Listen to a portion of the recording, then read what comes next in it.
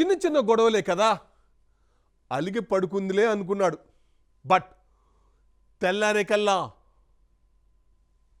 పడుకున్న ఆమె చనిపోయింది. భార్య భర్త ఇద్దరి మధ్య గొడవ, ఇది చాలా కామన్ గొడవలు కాస్త సీరియస్ అయితే ఒక్కోసారి కొట్టుకోవడాలు, తిట్టుకోవడాలు లేదా చనిపోవడం అనే మాట కరెక్ట్ కానే కాదు. సో కొంచెం ఆలోచించండి.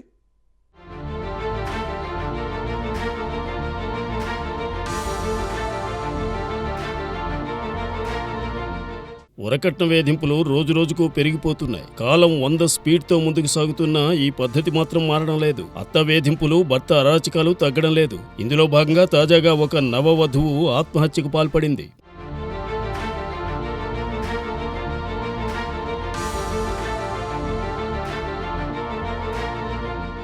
ఇరు కుటుంబ సభ్యుల అంగీకారంతో ఆగస్టు నెలలో ప్రేమ వివాహం చేసుకున్నారు శరత్, దేవిక. ఎంబీఏ పూర్తి చేసిన దేవిక ప్రైవేట్ ఉద్యోగం చేస్తుండగా ఐఐటి ఖరగ్పూర్లో చదువుకుని సాఫ్ట్వేర్ ఉద్యోగం చేస్తున్నాడు శరత్. ఇద్దరి జీవితాలు మొదట ఎంతో సాఫీగా సాగ్గా రాను రాను శరత్లో మార్పు మొదలైంది.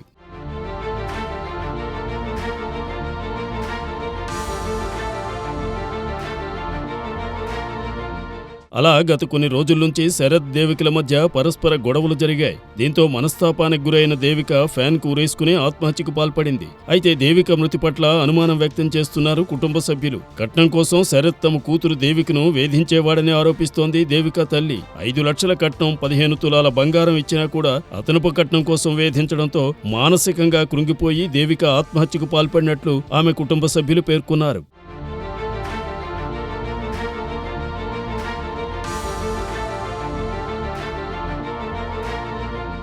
ఘటనా స్థలానికి చేరుకున్న పోలీసులు కుటుంబ సభ్యుల ఫిర్యాదు మేరకు రాయదుర్గం పోలీస్ స్టేషన్లో కేసు నమోదు చేసుకుని మృతదేహాన్ని ఉస్మానియా మార్చురీకి తరలించారు.